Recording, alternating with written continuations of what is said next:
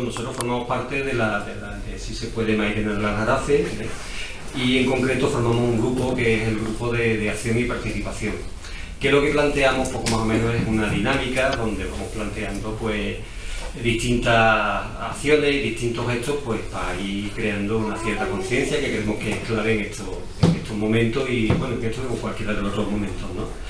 Hemos realizado ya una serie de gestos y de acciones como son sobre la violencia de género. Hicimos una mesa muy interesante sobre participación ciudadana precisamente y ahora pues estamos, aparte de esta, de hoy, estamos pensando, dándole vueltas a algo en relación al 1 de mayo y al 15 de mayo, que son dos fechas que son muy importantes, al menos para nosotros, una porque es el Día del Trabajo, la otra es porque es aniversario del 15M, ¿no? Estamos dándole vuelta a algún gesto, a alguna cosa que haremos.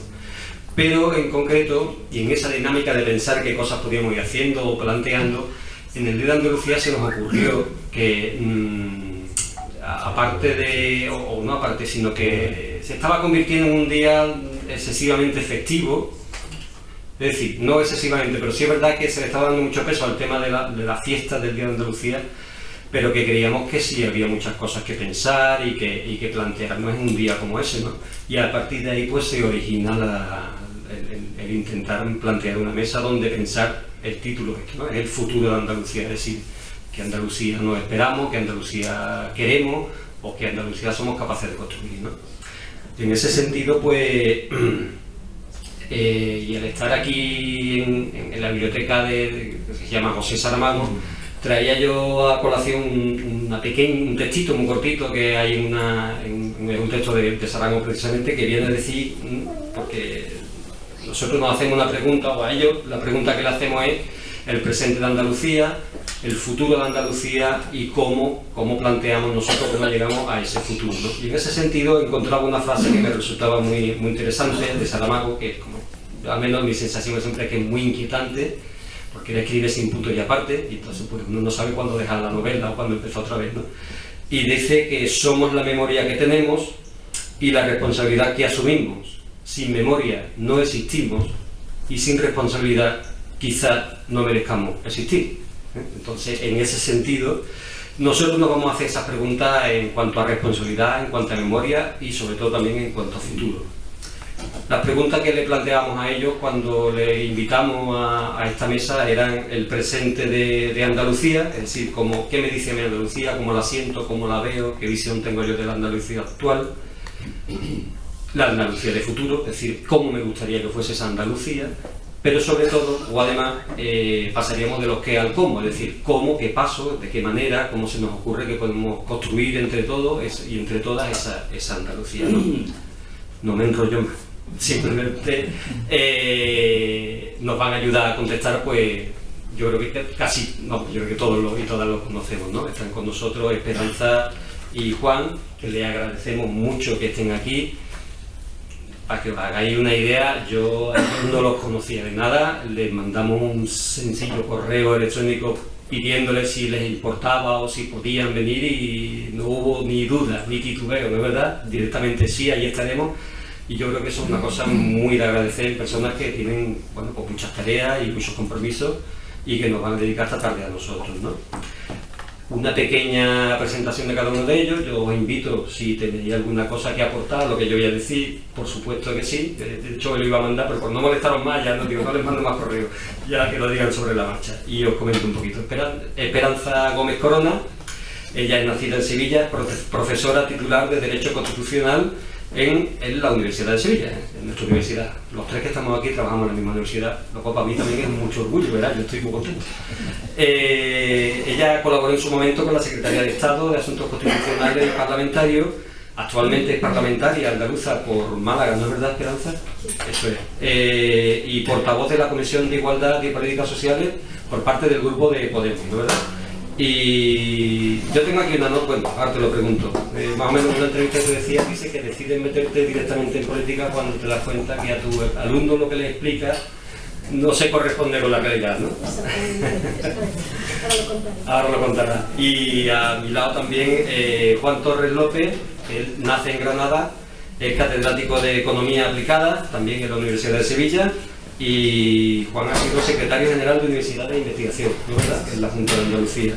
Actualmente, bueno, lleva mucho tiempo, porque además muchos seguimos sus publicaciones, es miembro del Consejo Científico de Ataque España. Ataque España, para quien no lo conozca, viene a ser como un grupo que lo que plantea es el control democrático de los mercados financieros, una cosa que antes ni nos planteábamos y ahora nos suena mucho, ¿no es verdad? Y bueno, ya está. Hablamos de derecho, hablamos de democracia, sociedad, economía, historia, futuro, Andalucía. Aquí están los ingredientes y yo creo que va a salir una buena receta, ¿vale? Pues muchas gracias.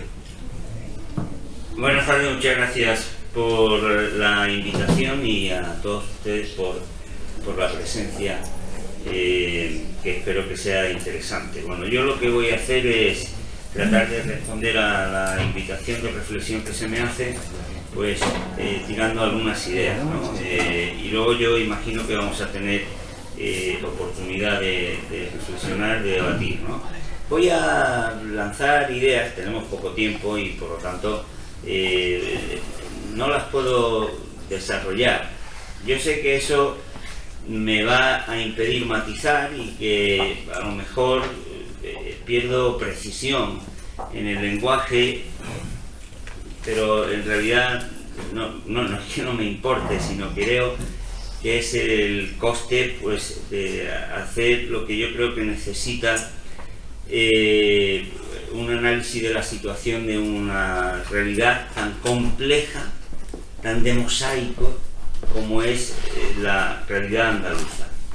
Porque antes de empezar me gustaría precisamente señalar que a mi juicio, no sé si me equivoco o no, para entender Andalucía, lo que ocurre y lo que ha ocurrido siempre en Andalucía, hay que tener disposición para entender la paradoja, para entender la contradicción, para descubrir, como decía antes, el mosaico, para ver sobre todo matices. Quien se acerque a Andalucía en blanco y en negro no va a entender nada, a mi modesto modo de ver. Quien se acerque a Andalucía con tópicos, con ideas unilaterales, dualistas, creo que difícilmente va a poder descubrir el alma, el sentir profundo, la realidad más última de Andalucía. ¿En qué situación estamos? Bueno, yo creo que, dicho casi como ahora se dice en unos cuantos tweets, estamos en una situación en donde se han producido 30 años de grandes avances. Me vais a disculpar porque creo que he tenido como un golpe de calor y me estoy empezando a sentir mal. Entonces va a empezar Esperanza y yo me incorporo, ¿vale? Es que si sigo me voy a encontrar peor y así van a llegar que... Sí.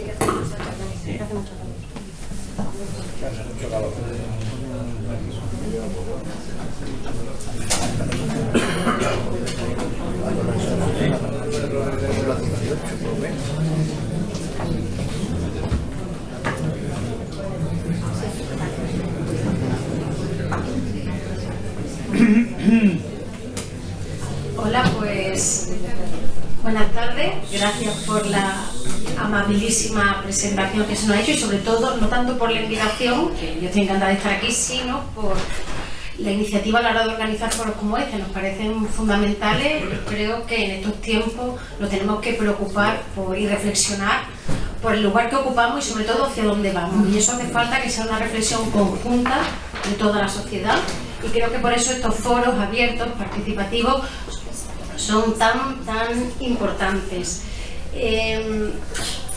Creo que todos los que estamos aquí presentes podemos coincidir en que Andalucía ha cambiado mucho en estos 30 y tantos años que llevamos de autonomía. No solo los índices de analfabetismo, por ejemplo, ya no son los que eran, sino que si hablamos de infraestructura, hablamos de sanidad, hablamos de educación, la situación sin duda es totalmente distinta. Yo creo que es algo que se puede apreciar fácilmente.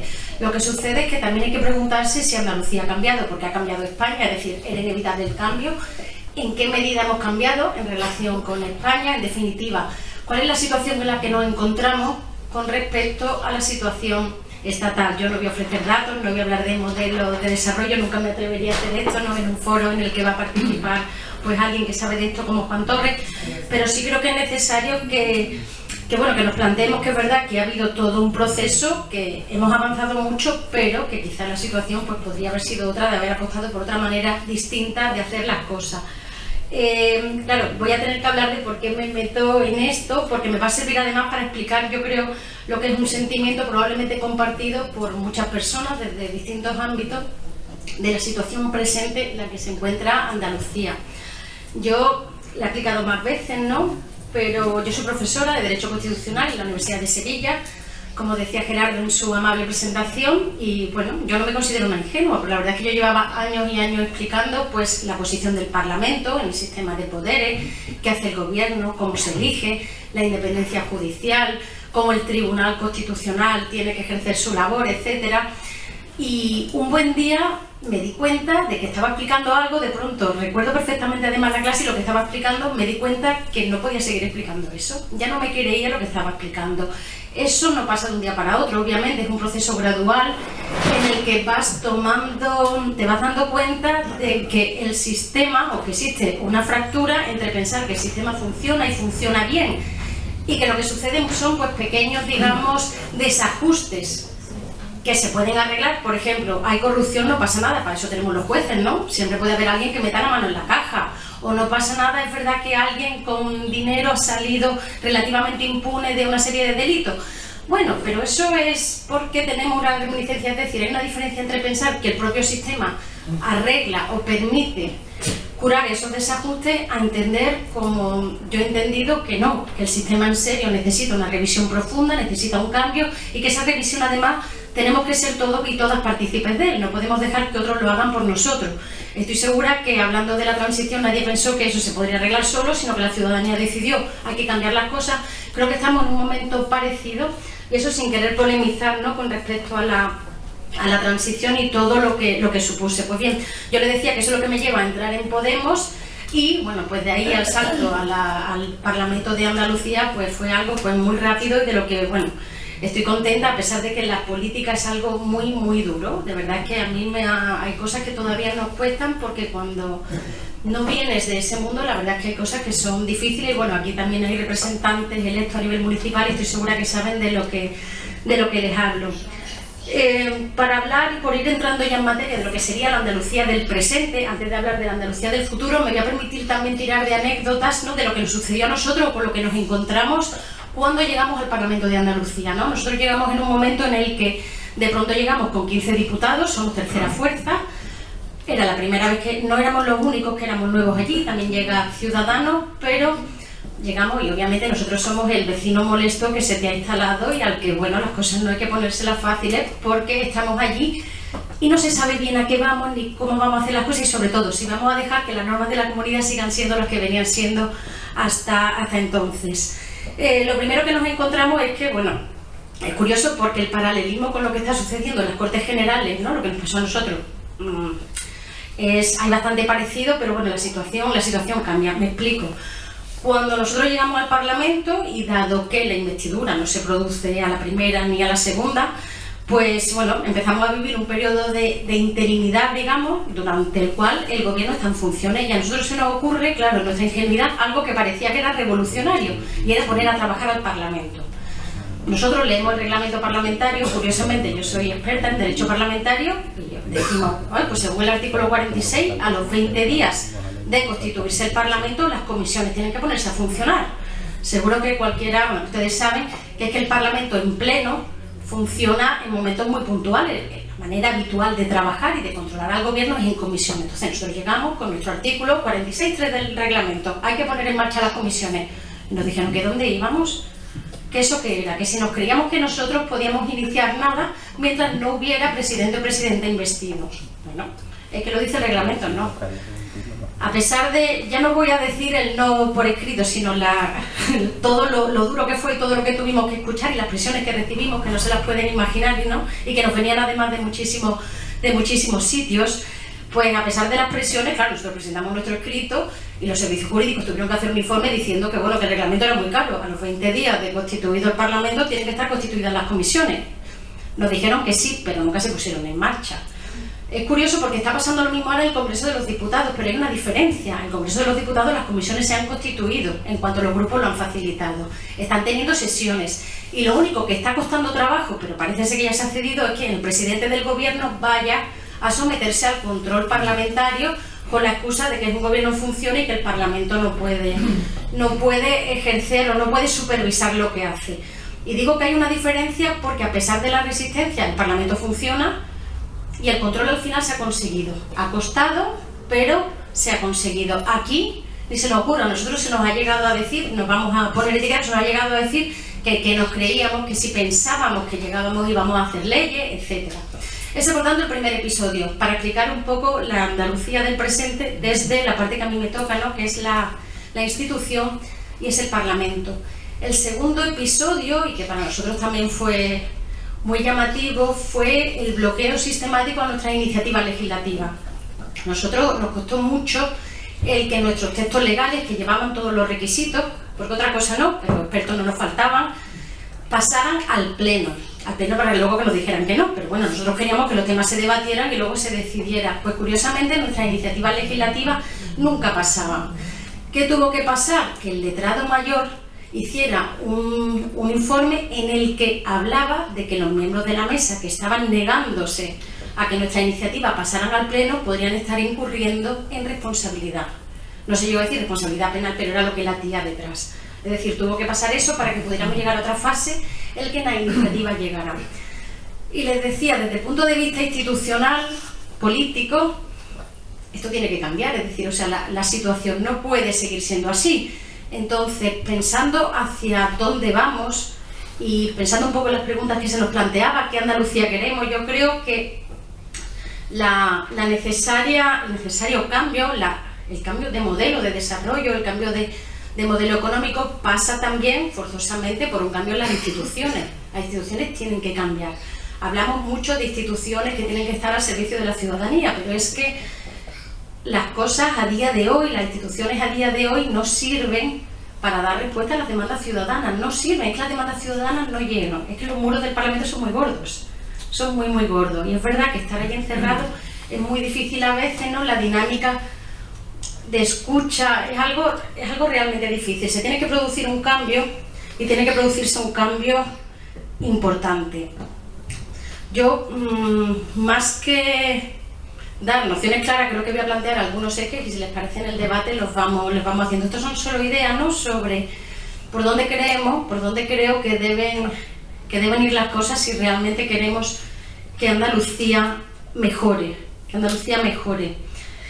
Antes se ha hablado del 15M y de cómo la soberanía reside en el pueblo. Eso es algo que, bueno, que no hay duda. Yo creo que la crisis económica ha traído consigo una crisis social, una crisis política, una crisis institucional, en definitiva una crisis de valores, una crisis de valores democráticos que nos tiene que hacer repensar lo que hay para avanzar y hacerlo todo junto. La clase política no puede por sí misma hacer que esto cambie. ¿Sobre qué ejes tendríamos que hacerlo? Básicamente se trata de regeneración democrática. Se trata de un nuevo pacto social, si quieren, de una nueva manera de entender la gestión de la cosa pública. Y yo creo que la mayoría ya estamos de acuerdo, o muchos estamos de acuerdo, no solo personas que ahora estamos o que se simpatizan con formaciones nuevas, sino también los militantes, los votantes de partidos tradicionales, creo que deben estar cansados de noticias que día a día nos asolan. Yo hablar de corrupción, pero si digo la verdad, me cansa, no hay nada que me entristezca más, rueda de prensa tras rueda de prensa en el Parlamento, que me pregunten por el comentario sobre el enésimo imputado que sale. Es que al final es muy triste, y no es una cuestión además solo de personas de partidos de sistema. Las cosas en definitiva tienen que cambiar, pero para eso hay que tener intención y hay que hacer muchas cosas. Por ejemplo, no podemos avanzar en estos temas si no pensamos en una administración de justicia ágil y dotada de recursos suficientes. Hemos visto en los últimos tiempos que como los casos se eternizan, ¿qué se ha hecho en las Cortes Generales? ¿Cuál ha sido una de las últimas medidas legislativas del Partido Popular? Hacer que la instrucción de los procesos penales dure un tiempo determinado. Bueno, si eso es así, ¿no hubiera sido más fácil dotar de tantos medios a la Administración de Justicia que no hiciera falta 7 u 8 años para investigar un caso Gürtel, un caso Malaya, un caso de los ERE? Eso hubiera sido mucho mejor. No, acortamos el tiempo, pero no damos más medios. ¿Cuál es el efecto? ¿Qué te dicen los funcionarios de justicia? Que es imposible, que no va a haber condenas, pero no va a haber condenas por falta de medios, porque la instrucción no se va a poder llevar como se debe. Eso es algo que no se puede consentir, y que cuando se hace, seguro que no se hace pensando en la ciudadanía, se está haciendo pensando, pues seguramente, en la serie de procedimientos que los partidos que intervienen en eso están inmersos. Pero para mí no hablo tanto de corrupción como como estos casos que estamos viendo, sino también cuando no dotamos, por ejemplo, a la Cámara de Cuentas de medios suficientes para hacer su labor, consciente o inconscientemente. No puede ser que estemos hablando de que el dinero no se emplea todo lo bien que se debiera y sin embargo no dotemos de los medios suficientes. No basta con decir, bueno, se investigará cuando llegue el momento, ¿no? Necesitamos, si tenemos una Cámara de Cuentas, vamos a dotarla de medios, por ejemplo. Aquí en Andalucía, una de las últimas noticias que tenemos, y salió en la comisión de investigación sobre los cursos de formación, es que hemos dejado de percibir 800 millones de euros en fondos para la formación del empleo. ¿Por qué? Porque a raíz del fraude se decidió pararlo todo antes de volver a empezar. ¿Se puede permitir a Andalucía la pérdida de 800 millones de formación para el empleo? ¿No hace falta formación para el empleo en Andalucía? Ese tipo de cuestiones no. Y la explicación de, bueno, es que queríamos aclararlo todo antes, que no deberíamos haber llegado hasta aquí. Ese tipo de cosas se cambian, claro. Y lo que es más importante, ¿cómo se cambian? Pues se cambian con mayor transparencia y con participación política de la ciudadanía. Voy saltando de un sitio a otro y me perdonáis, ¿vale? Pero estoy intentando seguir las líneas, pero me emociono y me cuesta, me voy. Decía, de transparencia se habla mucho. Supone que, por ejemplo, nosotros en Andalucía tenemos un portal de transparencia que en su momento fue muy avanzado, y yo no lo dudo, pero bueno, si nosotros para preparar una pregunta parlamentaria necesitamos estar 3 o 4 durante unas cuantas horas para saber cuánto gasta la Junta de Andalucía, por ejemplo, en publicidad institucional, es que el portal, no sé, no estará bien. Yo quiero saberlo y que me digan en tanto tiempo, no tener que andar haciendo todo un estudio implicando no sé cuántas personas buscando datos. A mí no me digan que eso está. Nosotros llevábamos una propuesta que les confieso que cuando el diputado que la elabora, que es de mi grupo parlamentario, nos la presenta, a mí me parece muy llamativa y al principio un poco locura. Ahora soy una total fan de esa norma, que por supuesto después de presentarla 3 veces nos la han tumbado, pero bueno, toda la legislatura quedan 3 años y la volveremos a presentar. En la Ley de Cuentas Claras es una norma que pretendía algo tan sencillo como que en el portal de transparencia de la Junta hay una pestaña que se refiere a datos económicos, pues nos diera la posibilidad de ver cuentas bancarias. Y de la misma manera que nosotros metemos en internet nuestro DNI, nuestra clave, y aparece el saldo que tenemos, sea positivo o negativo, poder ver cuáles son las cuentas de la Junta en todos los bancos. No solo para controlar mejor el dinero público, también para que a nosotros no nos tomen el pelo. Ahora estamos en campaña electoral y resulta que vamos a construir 4 hospitales. Yo miro y digo, pero si aquí no hay dinero, ¿cómo lo vas a hacer? ¿A quién se lo vas a pedir? ¿Y a cambio de qué? ¿A cuánto interés? Es decir, un mayor control. La normativa, la proposición de ley nos la votaron en contra. Algunos argumentos que dio algún grupo parlamentario fue que era demasiada información para el ciudadano y que lo íbamos a abrumar. Eso fue uno de los argumentos que yo decía que era algo obligatorio, que el que quisiera, el no quisiera, no tenía por qué entrar nunca en la aplicación, pero bueno, algún grupo parlamentario llegó a decir que... A ver, y que no, y que era demasiado. Por tanto, transparencia y transparencia radical. Regeneración democrática, que es además, hay que acabar con la política como carrera profesional. Es decir, no se trata solo de que está bien que las personas que estamos en política pues no llevemos la misma formación desde los 18 años. No se trata de eso, se trata de que yo no puedo decidir yo qué quiero ser. Yo quiero ser política. ¿Por qué? Porque es que pierdes toda la capacidad de crítica frente a tu formación.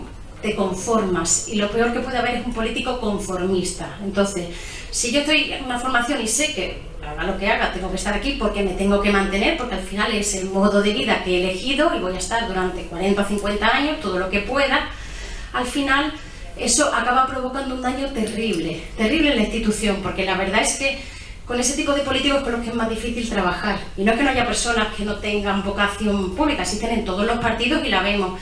Y gente que a lo mejor no tiene otra profesión y hace lo que hace porque le gusta y lo hace bien. Pero la norma esa, o la idea de que yo entro en las juventudes de un partido y con suerte me quedo hasta que me jubile, y me jubilo con un buen cargo y además tengo que ir mejorando como supuestamente se hacía antes en las empresas, yo creo que eso es algo peligroso y que explica en buena medida la agresividad con la que nosotros hemos vivido nuestra llegada al Parlamento, y agresividad real. ¿Y te parece, bueno, la disputa, o sea, la diferencia política lleva a esto? No, es que a veces hay algo más que la diferencia política. A veces que a lo mejor tu escaño no es solo un escaño de alguien que podría estar o no estar, sino que lleva aparejado pues el de alguien que a lo mejor lleva no sé cuánto tiempo y que ya esperaba pues que llegara ese momento de estar ahí, si no, no puede estar en otro sitio. Entonces te explica eso, te explica algunas cosas. Creo que también hay que feminizar la política, y eso es algo que creo que es fundamental. La política es muy agresiva. Por feminizar la política no hablo de que haya mujeres políticas, hablo de otra manera de hacer las cosas. Miren, en mi grupo parlamentario estamos 3 mujeres en la dirección. Está Teresa Rodríguez, que es portavoz, Carmen Lizárraga, que es además profesora de Economía en la Universidad de Granada, es la presidenta, y yo que soy la coordinadora. Y bueno, yo creo que eso es algo que se debería, nuestra manera de hacer las cosas, yo estoy segura de que es distinta a cómo se vienen haciendo en el Parlamento. Seguro. Y repito, no tiene tanto que ver con ser un hombre y una mujer, pero creo que hay que feminizar la política y hay que aprender a acabar con toda esa... lo brusco, lo árido que es el debate, lo duro que es veces desagradable. Yo he habido a veces plenos que he salido aquí en el estómago como si me hubiera peleado con, no sé, con la persona que más quiero. Es algo desagradable. Y luego cuando te dicen, no, ya te acostumbrarás, es que yo no quiero acostumbrarme. Es que yo no quiero acostumbrarme a esos métodos, no quiero a que me estén diciendo de todo y luego no pasa nada. Ahí yo creo que tenemos un problema en esas maneras, porque el que hace eso y luego no pasa nada o se acostumbra, ¿qué es lo que hay detrás? Que es un teatro. Al final es un teatro en el que no es que estés diciendo nada, es que me toca decírtelo porque está en mi argumentario. Eso me lleva a otro cambio que estaría bien, que es que estaría genial que en los parlamentos se hablara de los temas que hay que hablar. Es decir, ¿cuántos tiempos dedica un grupo parlamentario X al que le toque a decir su argumentario, sea el que sea, 40 veces, porque al final lo recogerán los medios, o a tratar los temas de que se tratan?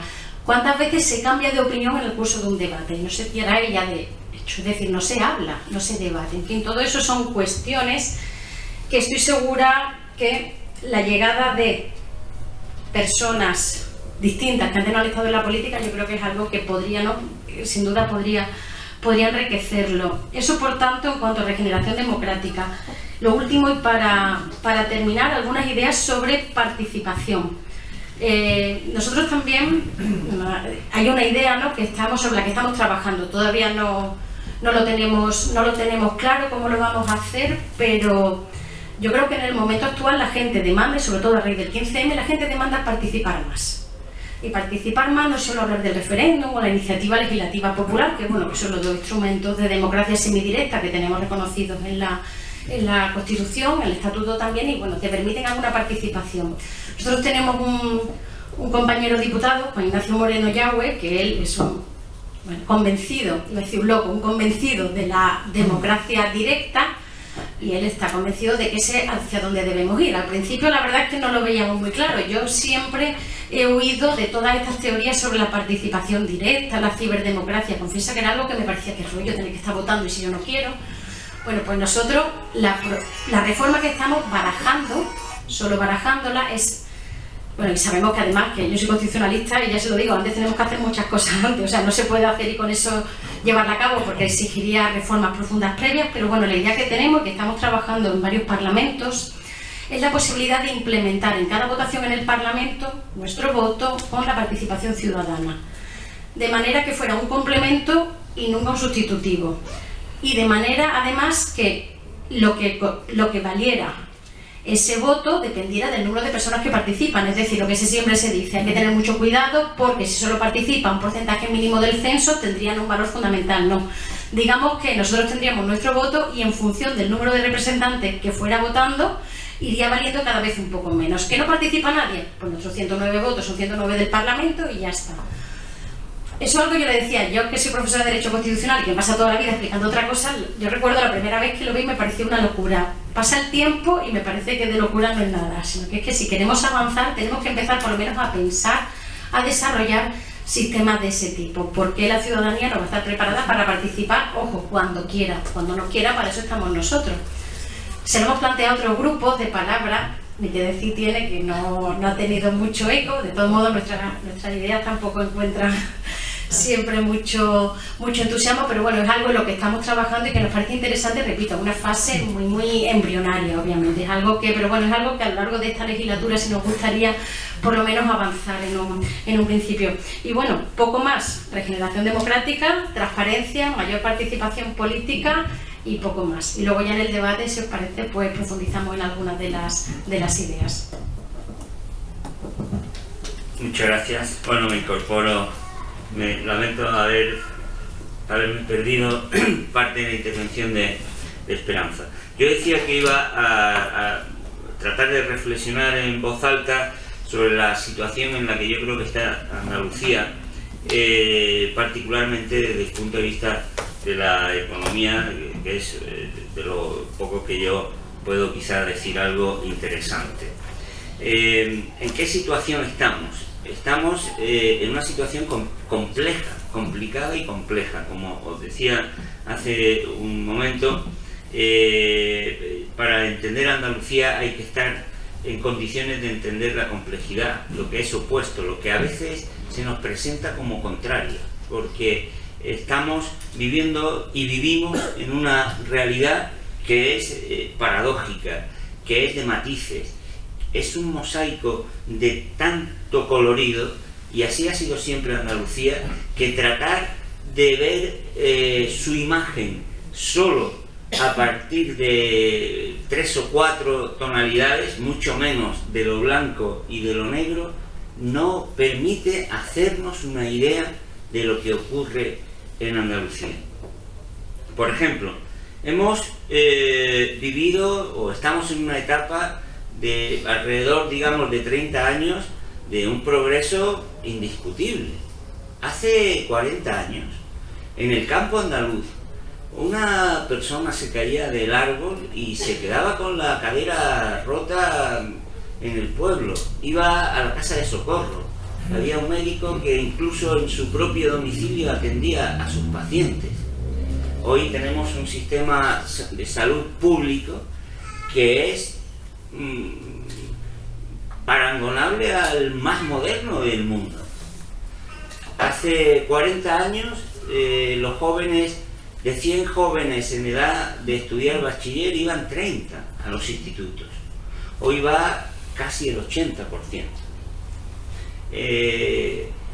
Hay casi 13 millones más de mujeres se han incorporado a la vida activa, al empleo. Es decir, los cambios que se han producido en Andalucía en estos 30 años son impresionantes. Por eso cuando a veces se oye decir es que estamos igual, es que estamos peor, quien dice eso es como si le habla a una pared. Nadie puede percibir esa expresión como realista, porque Andalucía es otra. Porque ya tenemos una edad que es un poquito avanzada, lo hemos visto, lo hemos vivido. Andalucía es otro mundo. Incluso en las zonas rurales todavía más atrasadas. La vida es completamente diferente. Y ese progreso que sin duda se ha dado en Andalucía, en todos los ámbitos, me atrevería a decir, de la vida social, de la vida política, de la vida económica, pues sin embargo está acompañado de paradojas, de situaciones incluso contradictorias, porque hemos avanzado impresionantemente y seguimos en el vagón de cola de Europa. Y somos de las regiones con más atraso. Y sin embargo, nos podemos considerar hoy día afortunados si nos comparamos pues con nuestros familiares muy cercanos en el tiempo que comían bellotas en el campo. Eso es una paradoja. Eso es contradictorio incluso. Pero es que esa es la realidad. Hemos tenido un avance impresionante que sin embargo no nos ha movido en términos relativos. Y que incluso ha venido acompañado pues de unas rémoras muy importantes. Tenemos una tasa de paro ahora más alta. Es verdad que quien está hoy día en una situación de paro no tiene el desamparo, la miseria que tenía hace 40 años, pero tenemos una tasa de paro que se nos desborda en la juventud. Es verdad que el 80% de los jóvenes van al instituto y antes el 30%, pero tenemos una juventud con falta de expectativas, con alto fracaso escolar. Esas paradojas se dan. Entonces la primera idea que yo creo que de la que hay que ser consciente es que nuestra situación se caracteriza por esa situación paradójica. Y esto es muy importante, porque obliga a la hora de hacer discursos y de hacer política y de acercarse a la gente, pues a tener una posición muy equilibrada, porque te puedes salir de la vía enseguida en cuanto destaques lo malo o lo bueno de una manera, digámoslo así, unilateral, pues la gente no te va a entender, no va a poder compartir lo que estás diciendo. Tenemos rémoras que son, como digo, muy importantes, ¿no? El número de desempleados, pues fijaros, se ha multiplicado por 4 desde los años 80 hasta ahora. Lo que llamamos los economistas, siempre dados a hablar con palabrejas o palabrotas, digamos la estructura, ¿no? El perfil estructural de la economía apenas se ha cambiado, no ha cambiado en gran medida. Entonces seguimos teniendo una economía atrasada desde el punto de vista de lo que llamamos la creación del valor añadido, ¿no? O sea, es una economía en donde no tenemos alto grado de innovación, de tecnología, tenemos enclaves de altísimo desarrollo tecnológico, tenemos centros de investigación, grupos de investigación en nuestras universidades, punteros, no punteros, en la primera línea mundial, en áreas de investigación importantísimos, pero no tenemos una red económica productiva de esos centros.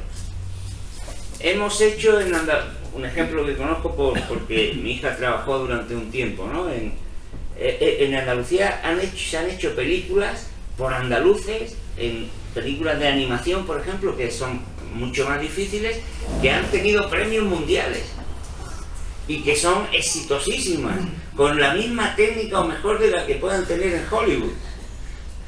Pero hacemos una película y como fracase, porque no todas las películas tienen éxito, pues no tenemos industria, es decir, tenemos enclaves, tenemos destellos, y eso es importante, eso demuestra nuestra valía, nuestra capacidad, nuestro potencial para hacer lo que queramos hacer, para conquistar el futuro.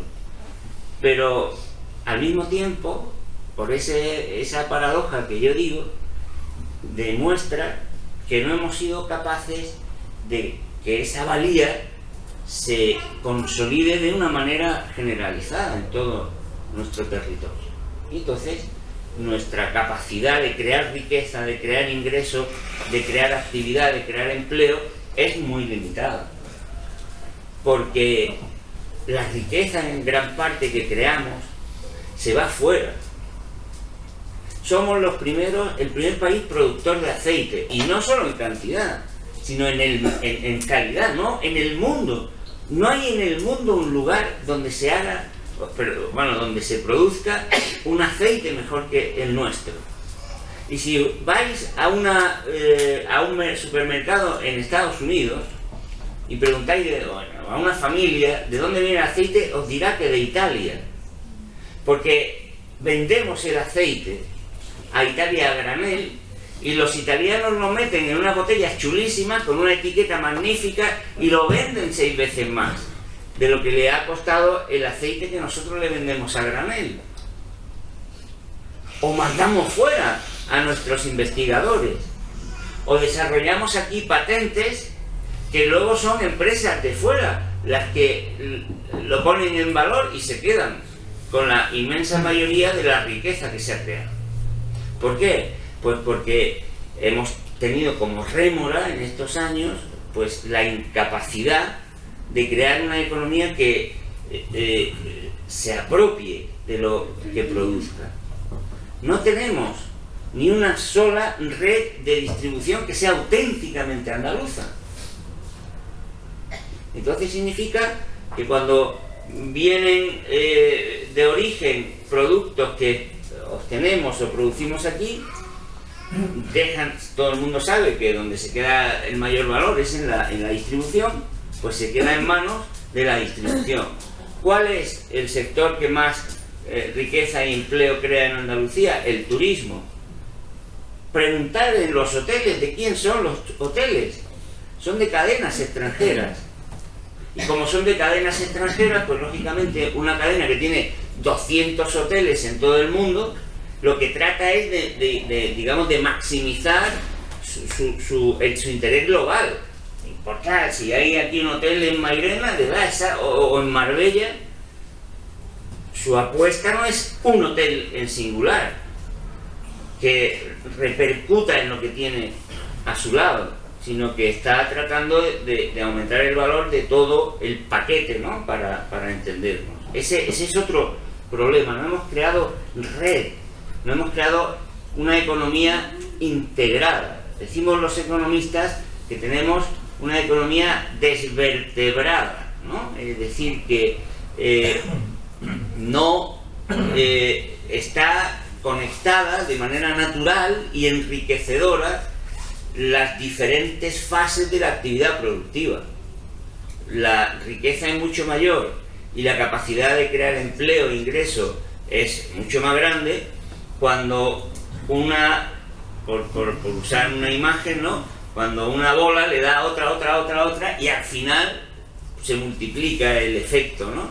Pero si lo que tenemos son, como he dicho antes, esclaves, cuentas del rosario aisladas, pero no todas juntas, formando una única pieza, nuestra economía es mucho más débil, ¿no? Ese es una rémora. Hemos tenido una economía, por razones históricas que ahora no tengo tiempo de explicar, muy especializada en determinadas actividades, en determinados sectores, con unas infraestructuras concebidas inicialmente para favorecer centros de poder económico, financiero, grandes núcleos de actividad, pero no para facilitar un entramado más o menos integrado. Hasta hace poco no había, por ejemplo, vertebración, hasta hace unos años, en carreteras. Tengo entendido, bueno, ahora llega el tren a Almería, pero ¿cuánto se tarda? Y cómo se han desconectado, cómo se han hecho redes que estaban históricamente pensadas no para crear una economía que fuera una economía de conjunto, sino para facilitar la salida de aquello, para apoyar la producción aquí, para movilizar lo que estaba en otro sitio, ¿no? Y eso hace que con el tiempo la economía pues vaya como tenga que ir a saltos, tenga que ir sin tener una estructura ordenada, equilibrada, vertebrada. Esos son problemas que han hecho, junto a otra serie de cuestiones, pues por ejemplo como el predominio de la gran propiedad, la colocación de los excedentes fuera de Andalucía, pues ha hecho también que las rentas que alimentan el mercado interno, ¿no? La producción y la venta más cercana, pues hayan sido siempre muy bajas.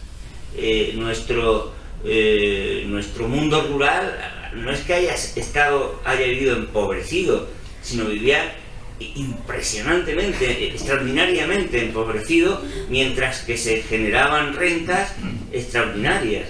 Granada, yo soy de Granada, la provincia de Granada, durante muchos años, hasta ya prácticamente terminados los años 70, era la provincia, si no era la última, era la penúltima en renta per cápita, y sin embargo era la provincia de España donde había más depósitos bancarios.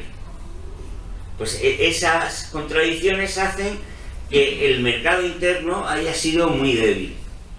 Y el mercado interno, es decir, tener una renta que se queda en tu territorio, es fundamental para que las economías progresen.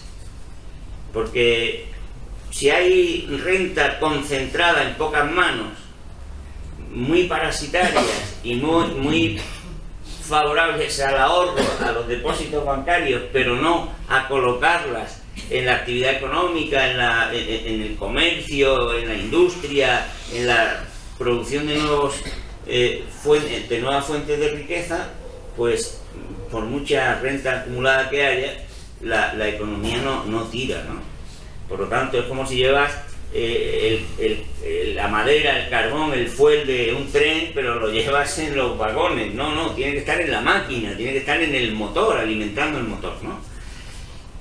En fin, esas son las paradojas de estos últimos años, ¿no? De este periodo que ha sido de enorme creación de bienestar, porque hay que reconocerlo que ha sido así, pero al mismo tiempo de un deterioro porque se ha ido agudizando de defectos que venían de decenios, y nos encontramos hoy día con una economía que tiene unas limitaciones, por lo tanto, enormes, unas limitaciones derivadas de nuestros defectos históricos, tradicionales, y también, como digo, pues de el impacto de problemas que nos vienen de fuera, que permanentemente cualquier economía está expuesto a ellos.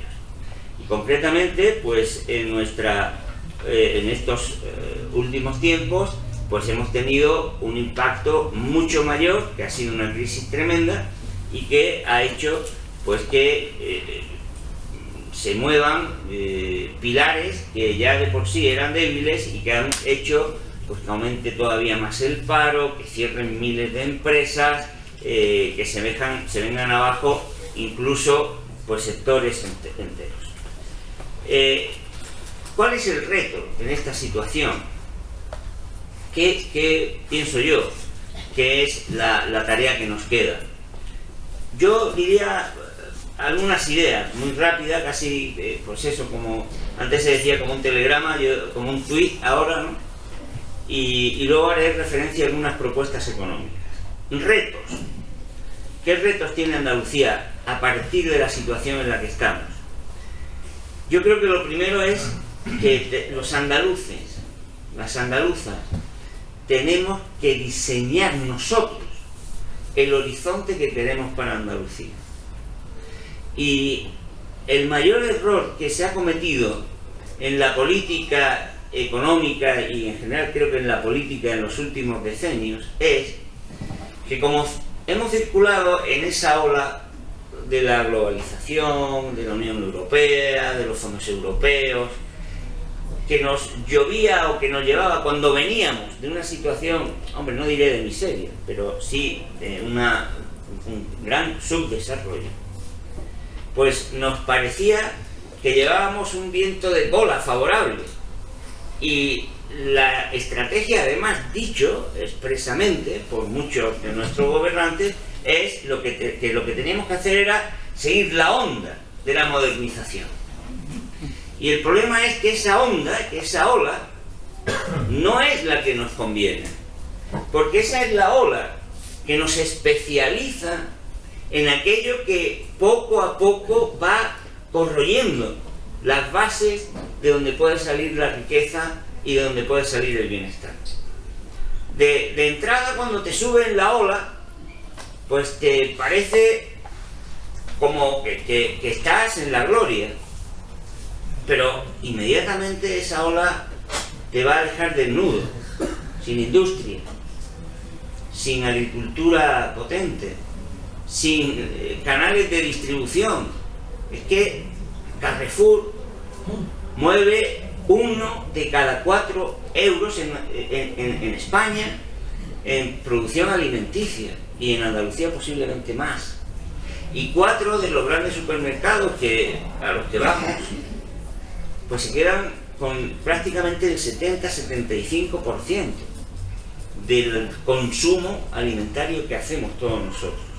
Y son, en su gran mayoría, cadenas extranjeras, cadenas que van a ver cómo minimizan costes globalmente y que les importa un rábano si los tomates, si las lechugas o las patatas o los espárragos que están poniendo en sus estanterías son los que con más proximidad y con menos coste podrían estar favoreciendo el desarrollo de la economía que tienen al lado. Y así pues resulta que llegamos a la otra paradoja, que teniendo una riqueza natural impresionante, que teniendo mano de obra sobrante, sobrante digo en el sentido de disponibilidad, pues estamos consumiendo alimentos que como media llevan 40.000 kilómetros recorridos cuando llegan a nuestra mesa. Y tenemos a nuestro lado tierra, tenemos a nuestro lado agua, tenemos a nuestro lado personas, tenemos a nuestro lado ganadería, tenemos... Y el problema es que cuando están recorriendo esos 4.000 kilómetros no es que vengan de lejos, que ya es un problema por el despilfarro ambiental que supone, por el deterioro y por la sinrazón humana que lleva consigo. Es que cuando se desmoviliza el uso de los recursos, terminan por hacerse inútiles, se pierden las costumbres y se destroza la posibilidad futura de salir adelante, ¿no? Por lo tanto, no vale con dejarnos llevar, hay que romper esa inercia del pensamiento. Tenemos que construir nuestro futuro. Eso no es pensar en autarquías, no, eso es que los andaluces tenemos que decidir, pensar, reflexionar colectivamente dónde y cómo queremos estar. Y no lo hacemos. Y eso es una tarea que hay que hacerlo día a día, en los centros de trabajo, en los ámbitos culturales, y no lo estamos haciendo. En segundo lugar, tenemos que, pensando en la crisis, tenemos que tratar de salir de esta situación en la que estamos, sobre todo evitando que la pobreza y la exclusión sigan aumentando de la manera tan impresionante como están aumentando. España es el país de Europa, se ha convertido, porque no era antes así, en donde más ha crecido la desigualdad en la crisis, en donde más pobreza infantil se ha generado, en donde más ha crecido casi 3 veces más el número de personas que ganan menos del 60% del ingreso medio. O sea, las políticas del Partido Popular en la crisis han sido un pisotón impresionante en el acelerador del malestar social. Y eso es imprescindible, frenarlo cuanto antes. No ya por una cuestión moral, que por supuesto, ¿no? Por de solidaridad, de apoyo a las personas que más sufren, que ya de por sí sería suficiente razón. No solo por eso, sino incluso pensando en términos materiales, porque cuanto más aumente la pobreza, la exclusión y la desigualdad, peor va a ir una economía. En tercer lugar, hay que generar nuevas formas de producir, nuevas formas de consumir. No podemos seguir manteniendo un modo de producir actividad que genera más destrozo que el que crea. No tiene sentido. Y no tiene sentido que sigamos consumiendo como vamos consumiendo. Tenemos que empezar a pensar, pero cada uno de nosotros, qué compra cuando va al supermercado y qué reclama que se produzca. Eso hay que llevarlo a la mentalidad de la gente y hay que reclamarlo de la actividad política. Y luego tenemos otro problema añadido que he oído en ese momento de descuadre mental que tenía, pero que me han mencionado, Esperanza. Y es que también es verdad que en estos años hemos tenido una mejora evidente en las instituciones. Bueno, vivíamos en una dictadura y hemos pasado a tener una democracia bastante imperfecta, bueno, tan imperfecta que yo soy una persona, hago un paréntesis, ¿no? Pero quiero decirlo y quiero aprovecharlo, ¿no? Yo soy una persona que he defendido y defiendo siempre la no violencia. Yo creo que la no violencia no es un objetivo, es el camino. Y por lo tanto creo que cualquier expresión de nuevas formas de hacer política deben condenar y nunca utilizar ni la más mínima expresión de la violencia. Y frente a la violencia estructural hay que responder con paz. Dicho eso, pues veo con asombro que a una persona que parece, no sé, ni siquiera estamos seguros de que hubiera una trifulca en una pelea que no tuvo ni siquiera un parte de lesiones, que estoy diciendo que lo condeno en la medida en que lo hubiera, le caen 3 años y medio de cárcel. Y sin embargo el otro día se leía en la prensa que el señor López Madrid, que es el yerno de Villar Mir, que es la persona posiblemente una de las más ricas de España, contrató a unos sicarios. Y esos sicarios fueron y apuñalaron en el coche a la dermatóloga del señor López Madrid delante de su niña. Y se ha publicado en la prensa el SMS que esos sicarios les mandan al señor López Madrid, diciendo: ayer fue en la tripa, cómo gritaba la puta, el niño no hacía más que llorar, la llevamos al Marañón, esa ya no sale más de su casa. Y bueno, digo yo, no sé si eso será verdad o no, pero o el López Madrid o el periodista que publica eso creo que tiene más razones para que esté en la cárcel que una persona que, insisto, que no creo que esté bien, que se ha peleado con otra persona. Que yo no lo defiendo, yo no voy a defender a Carlos Boda, pero sí digo que una justicia que tiene un desequilibrio tan grande no es ni siquiera un cachondeo, como decía Pedro Pacheco, es una verdadera vergüenza. Digo esto, y no es solo por mencionar un tema de actualidad, porque refleja otro problema que tenemos en Andalucía y en España y que influye mucho en la vida económica, y es el mal funcionamiento de las instituciones. En primero de economía se estudia que una economía no puede funcionar si no hay instituciones que funcionen bien. Lo decía Adam Smith en 1776. La administración, la justicia, la policía, la administración pública tienen que funcionar bien si queremos que una sociedad funcione, que una economía funcione. Y estamos ante una administración pública, ante una administración de justicia, ante un conjunto de instituciones que no es que funcionen mal, es que apestan. Y así no puede funcionar la economía. Luego hay que ir a eso. No sé si lo ha mencionado Esperanza, pero estoy seguro que aquí habrá alguna persona que trabaje en la Junta de Andalucía. Puede corroborarlo si es cierto o no lo que digo. La Junta de Andalucía está prácticamente paralizada. La gente no se atreve, los jefes de servicio no se atreven a firmar, porque se la están jugando permanentemente. Y claro, ¿cómo va a funcionar una economía, una sociedad, cuando la administración pública está prácticamente paralizada? Por lo tanto, hay que reformar esas instituciones y hay que ampliar la democracia, porque si no se amplía la democracia garantizando que las decisiones económicas también respondan a los intereses de las mayorías, pues lo que se hace es aplicar medidas que no son las que quiere la mayoría.